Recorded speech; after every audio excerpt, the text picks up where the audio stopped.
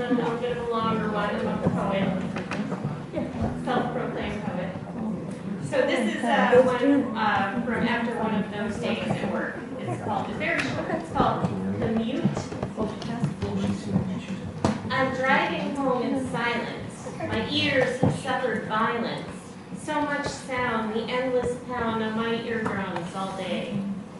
I'm driving home with quiet, a good album, I buy it. On the way home, I write a poem. My mind has room to play.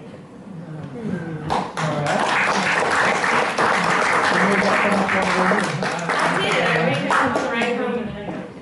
Okay, so now this one's from October. I went to New Hampshire.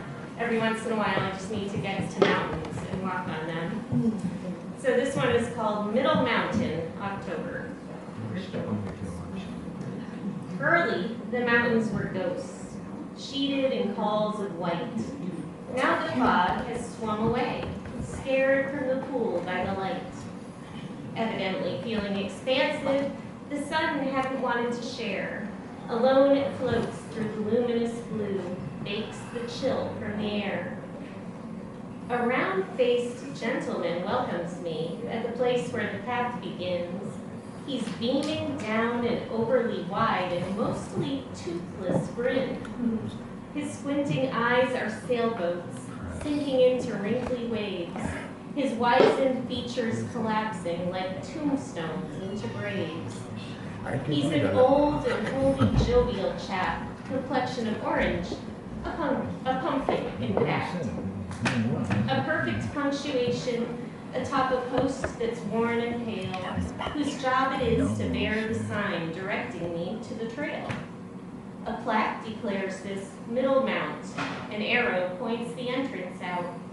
A goldily glowing opening, a darkened, leafy hall, the throat through which the mountain shouts its endless beckoning call.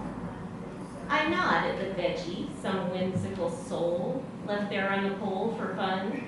Hoist up my pack and without looking back, make for the path, nearly run. I have springs on my boots, maple syrup in my veins, caffeinated capillaries, baconated brain. And it's witchy in the woods, something a twitch in every twig, something shivery and big, sweeps through the trees like a great gusty sneeze, makes the leaves zag and zig. And the trees pelt the earth with acorn ammunition, nearly knock my noggin, they bounce upon collision. Some lose their helmets on impact, some rapidly get swirled, something croaks from the top of an oak, and I'm a giddy girl. Now my face is a plow, clearing spiderweb snow, a favor unbeknownst to those who hike up from below. Now I'm Dumbledore, upper lip balanced in gauze, which wiggles when I'm witty and earns me much applause. I'm a runner stumbling, finish line ribbon in tow, euphoric, victorious, beginning to slow. And the ground all confetti, painted crimson yellow rust, and there's no turning back because it's acme or bust. And the trail is a ramp that goes on, an arrow that's shot and forever is gone. No switchbacks on this one to lessen the pound, just crow style straight on as if Neverland bound. My heart is a drum solo rattling my rib cage, but I'm full of pancakes and I can't feel my age.